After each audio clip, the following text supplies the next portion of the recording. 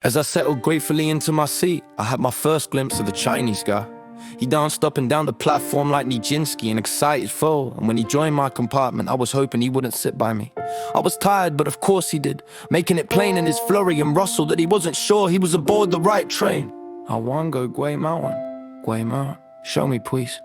He said, unraveling his maps and poking a finger at the blur. I flapped about trying to find my glasses, but he read me and pointed them out to me laughing. They were stuck in the neck of my t-shirt.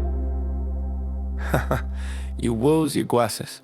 He was pointing at Great Malvern, a lovely little town nestled at the foot of Malvern's beautiful blue hills, Elgar country. I go Gui Mountain, I excited, I dream Gui Mountain, my dream. It took about 10 minutes to discover with the help of a guard that this train arrived in Great Malvern approximately 5 minutes after the last train out left. I tried to explain this with the guard looking on. You won't make it back today, you will have to stay overnight. My Mandarin is about as good as my French and consists of speaking English whilst making totally unconnected gestures with my hands, contorting my face and raising my voice. He understood but wouldn't comprehend. I go Gui Mountain, I wait so young Gui Mountain, you'll have to turn him round, muttered the guard, shaking his head, I'll take care of him. I replied, the guard shrugged his shoulders and wandered off checking tickets. Anne and Grace were due in Stratford a little later to babysit Zach, and so I phoned home hoping they hadn't left yet. Grace answered, ask your mum if you're using the phone. Why? It was wifey on the extension. I might want to use it.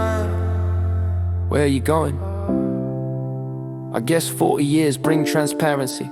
We're short of cash these days and I didn't fancy a debate, but she'd spotted me a mile off. I'll tell you later, can you drop the car at the station? I'm knackered, I've walked bloody miles today. Nobody takes as long as my missus to prepare for anything. She's actually pretty quick, it's just that she pauses in between getting washed and dressed and putting on her footwear to tidy up a little or to mow the lawn, dust the mirrors or eradicate a cobweb or two. My daughter met us at the station and drove us home where Zhang Roa Hao showed us photographs of his first visit to Gui Mountain, including a portrait of one of his summer school teachers who was a dead ringer for my best mate. Anne raised her eyebrows and smiled at the sight of how, like me, remembering the early years when our homes brought temporary respite to weary strangers and free overnight accommodation and a hot bar for hitchhikers. I'd pick them up in the van I drove as I travelled around Shropshire and Wales, selling flowers and potted plants from the markets to florists and greengrocers. Within minutes, Zhang Rao Hao, Yukai Koremi Hao plucked out a camera to photograph a beware of the dog sign on the back gate, and then snapped the cat flap in the French windows, and finally appliances and towels in the kitchen and the downstairs toilet bowl in the shower room, all good fodder for thought. He buzzed about the house like the blue bottle he'd photographed, saying, I so excited, he say my wife, your husband say my wife, he take me Gui Mountain, he say my wife, I wove your house, my dream come true. I took a photograph of him with my girls and the dog. I thought his parents might appreciate it. And then I drove him to Bewley to meet my best mate, his teacher's doppelganger. Carl gave him the photograph of his double. It really was a remarkable resemblance, and we all drank a pint of Batham's, the world's finest ale, and only 15 zillion points. Carl smoked a roll up halfway through before it stained and disintegrated, and then produced a pack of cigarettes, smoking two in quick succession as he frothed in his beer. After we said our goodbyes, I drove him over the bridge, pausing to take his photograph with it and a river as a backdrop. I figured he'd treasure it.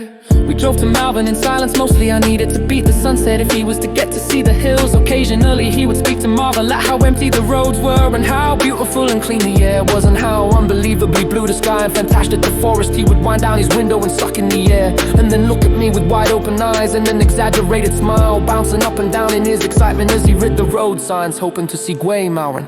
We arrived as the sun set, but he wasn't interested in the hills, only the town, and in particular the Malvern Ladies College, where he'd attended summer camp as a 12-year-old. 6 years before he leapt from the car when I pulled up outside and quickly disappeared. He was gone long enough for a little concern, but then came Tiggering out of an alleyway, snapping photos. Ba-ba-da-da-ba-da-da-ba-da.